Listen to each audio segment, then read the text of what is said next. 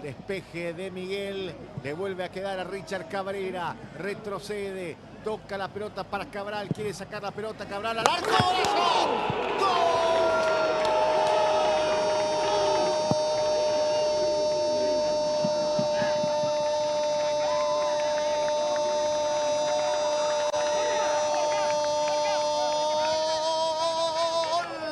Deportivo Luqueño, qué misil sacó Cabral, que se animó, vio que había espacio, tuvo confianza, sacó el remate, no festeja por su pasado legendario, pero Luqueño, que estaba haciendo bien las cosas, ahora concreta y marca la diferencia en el partido por Cabral. Deportivo Luqueño le ganan dos Bocas parcialmente a Guaraní, 1-0, Francisco. Era más sólido Luqueño, tenía más juego, sí, pero le faltaba profundidad.